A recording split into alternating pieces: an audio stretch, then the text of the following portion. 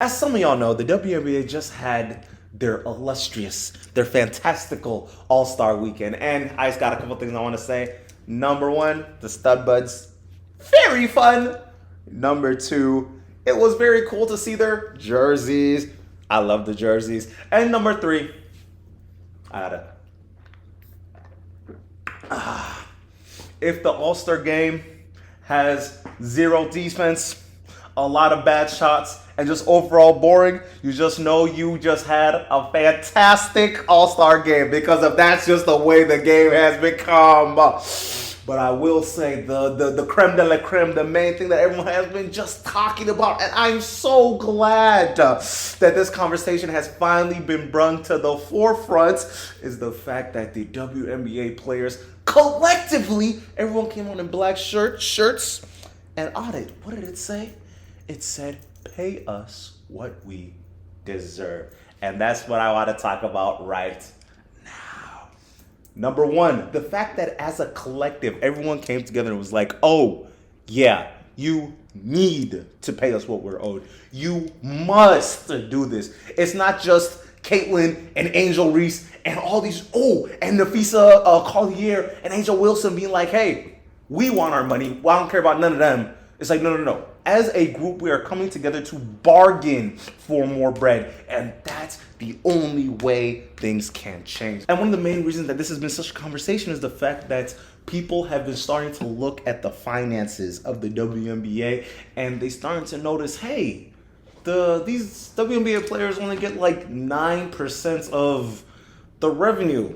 Weird, especially when you look at other sports. Like, for example, the NBA has a 51-49 split. The NFL has the NFL has a 47-48 percentage split. The NBA has a 50-51% percentage, which is weird, because as a group we started looking at the WNBA's finance, at the way that they actually do get paid, and we're like, y'all get 9% of the revenue.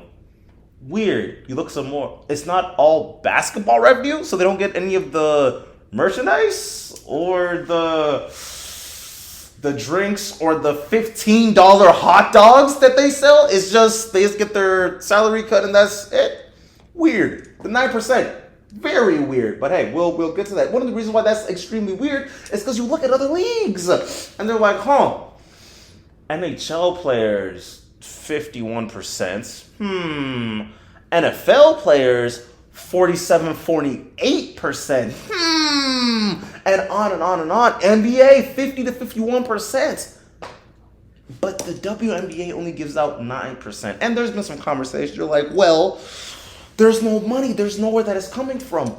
But you know what's down the road? Just next year, the WNBA is going to be kicking it inside their media rights, where they're going to be getting $2.2 billion from NBC, Amazon, and Disney for the media for the media rights to the WNBA, which is very interesting, because of this is the best time for them to come together and be like, hey, pay us what we're owed, or we will just sit out. And some of the discourse that I've been hearing online has been very interesting, to say the least, because there's been some pushbacks, and I just want to address some of those today. So the first one that I've been hearing, nobody watches the WNBA, which, looking at the numbers, it's actually insane how much of a false that is. And you know what? Even before we really start getting the numbers, I want to talk about, anytime that people want to talk about the WNBA, it just seems like a whole lot of narrative-based propaganda that's being pushed, right? Like the idea that nobody watches WNBA, but they're able to get 500,000 viewers per WNBA game. Interesting. And even as you were talking about just something as simple as viewers, I'm seeing the conflation where every time you bring up the fact that they want to get paid more, one of the main rebuttals is the fact that nobody watches. People watch rugby more. People watch badminton or table tennis more. Or people watch bowling more than the WNBA. But then you look at the actual numbers and it's like, this is like far from the truth. Like 500,000 people watch on average every single WNBA game. And it's interesting because that number is a lot, especially based off of the context that the league has to work with. Because one of the main things that I started noticing, especially when I started watching more WNBA games, they're on at such weird times. And literally, in the past, it only been changing for the past, like, not even year. But you used to have to catch WNBA games at 1 p.m. Who is watching an NBA? Who's watching a sports game at 1 p.m.? Who is home to watch these sports games that are on just at the weirdest, most inconvenient times? And not even to mention the fact that it's only up until recently where you're actually able to watch these games on live televised games. Like there was I think it was Minnesota. It was the Lynx versus the Chicago side, and people had to go to celebrities' lives to watch it. They had to go to Instagram to find these games, which is absolutely atrocious. Because how are you supposed to function where you have your superstar in Angel Reese and she's just not there? You don't want to put the games on live? That's ridiculous. Ugh.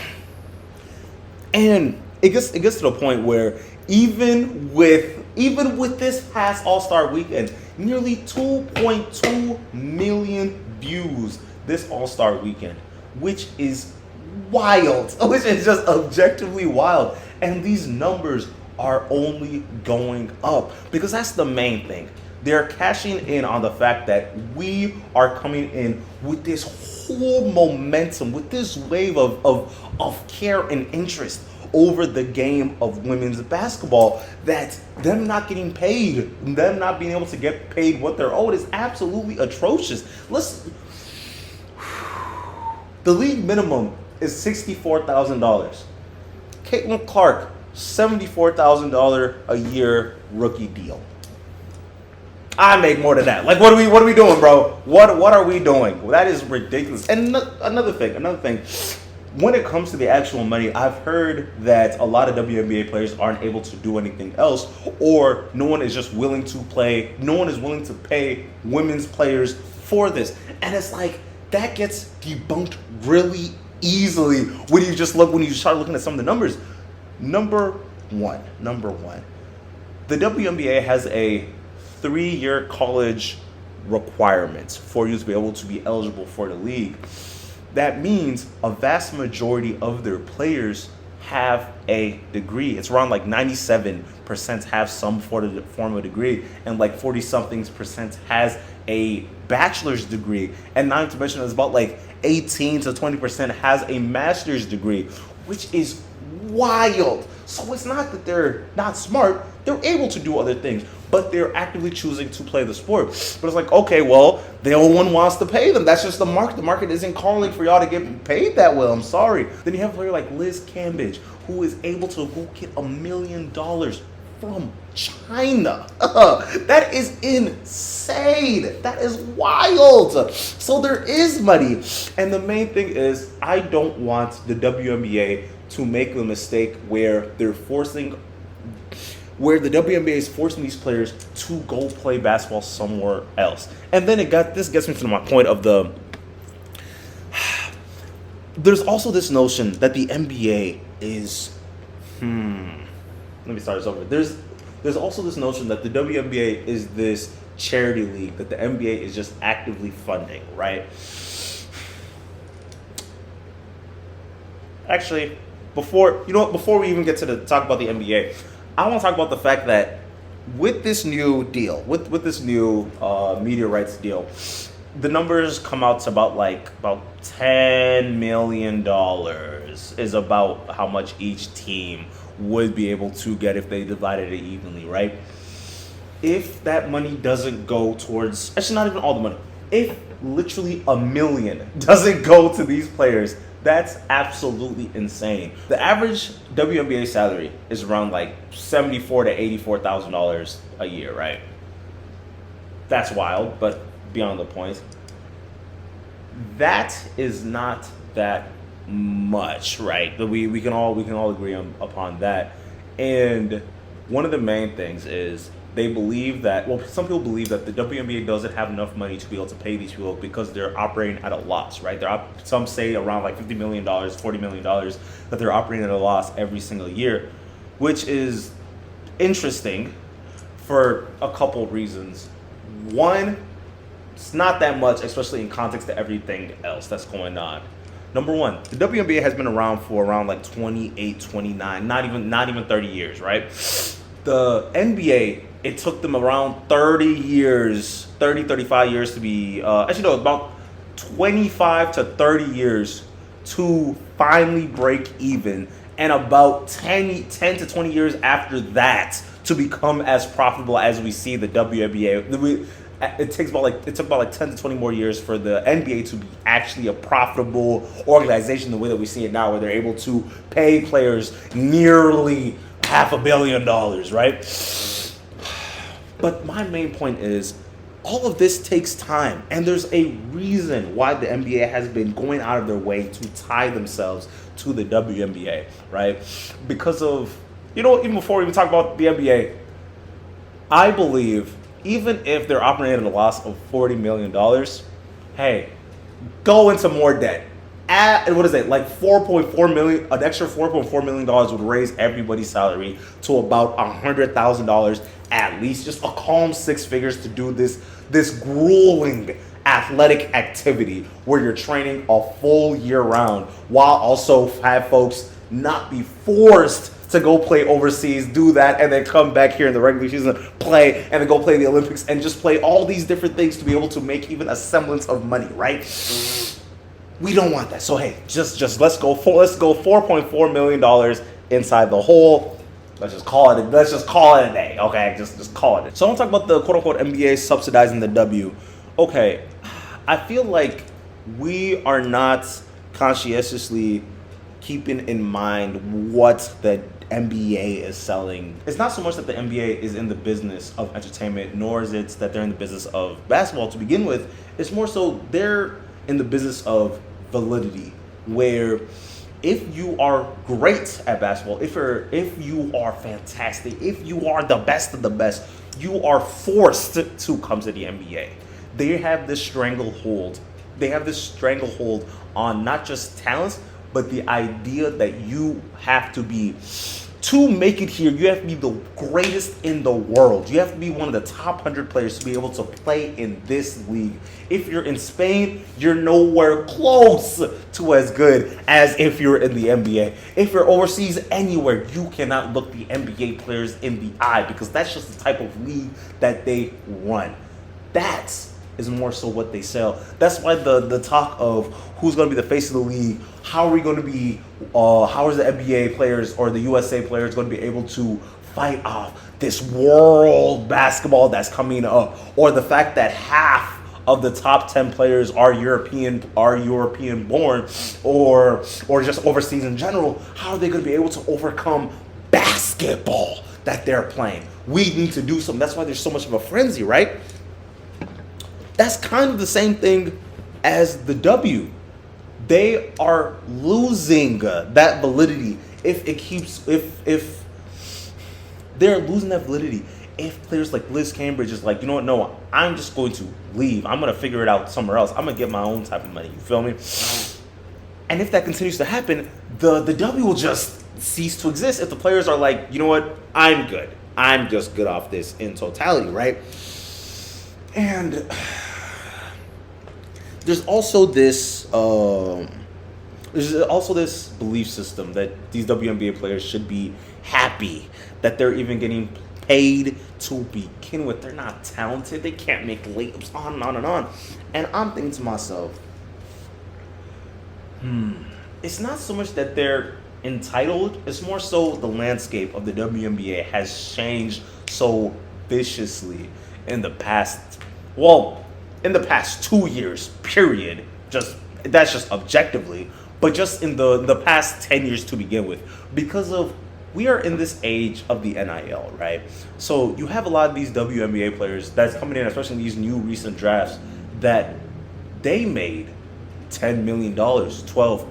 Even some people like Caitlin Clark, or not even Caitlin Clark, some people like Paige Beckers that made nearly $20 million before she even came into the league, just based off NIL deals. So, and not even to mention the fact that a lot of these players know how to market themselves. A lot of these players are social media savants.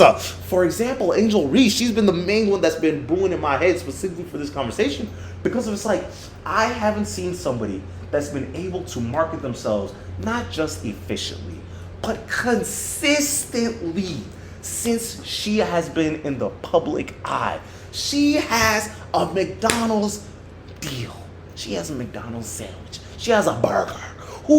What NBA players do you know? LeBron James don't even got a burger. So the fact that she's been able to catch these deals and make all this bread and be able to be this mogul and this icon in such a short period of time is valuable.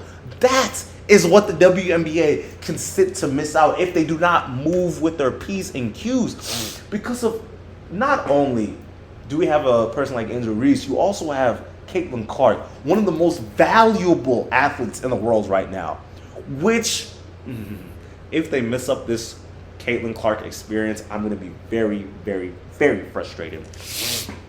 And not even to mention, there is now other places they can play. A lot of these WNBA players can play. Like, even this last year, I was watching the Unrivaled. And I'm sitting back and I'm watching. I'm like, the W should be very scared because of, number one, all the players. This was a player-led, a player-funded league where these women basketball players were able to raise the income of everybody that was involved. Everyone got 100 bands. They were able to get the sponsorships. They were able to get the media deals. They were able to get the viewing and the funding from their friends, the people that they know, to be able to make this league happen. In the span of a year, they created and dropped a whole league as an alternative to, if the W doesn't want to act right, don't worry, we will take care of our players. And this was only year one. I couldn't imagine what 5-6 years of this could be able to lead. Because now, not only do you have another place y'all can play, you have another place that has the validity to be like, this is high-level competitive basketball. And one of the main things that I want to emphasize, especially with this whole rant, is the fact that the players are part of the product.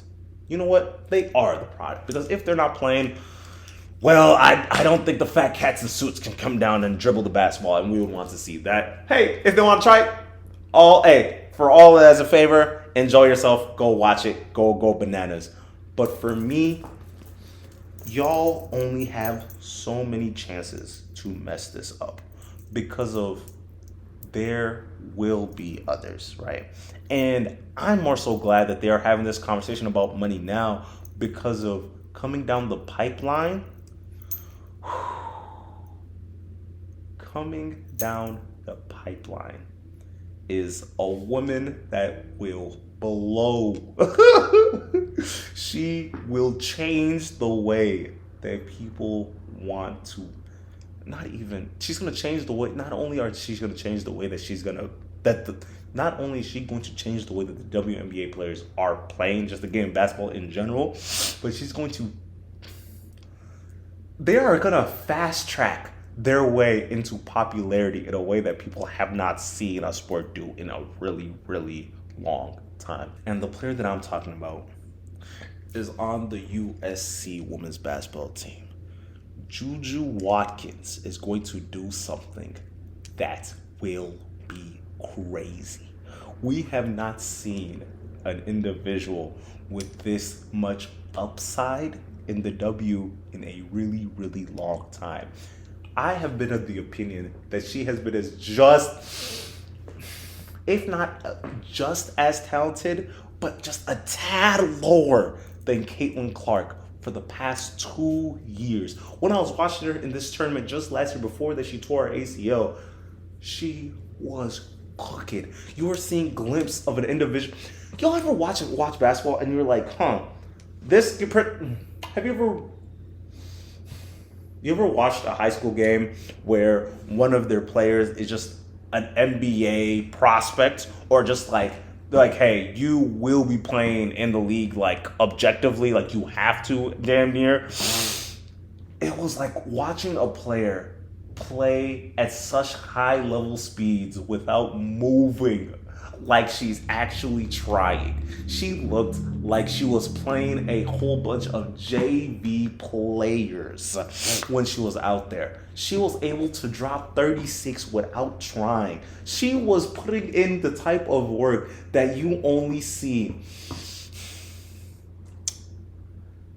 This might be a quick if you're from Minnesota. Y'all remember when Jalen Suggs would play against like a random 2A team and he would just drop like 30 and 12 and 10 without even seemingly trying? Or Chet would do the exact same thing because everyone else just couldn't keep up physically or even technique wise. Yeah, that's what it looked like. It's just crazy. It's just crazy. But I'm just glad that they're gonna set all this in order before she comes in the league, because she's already getting deals, right? She's able to get butts in the seat. She's able to sell out a whole gym.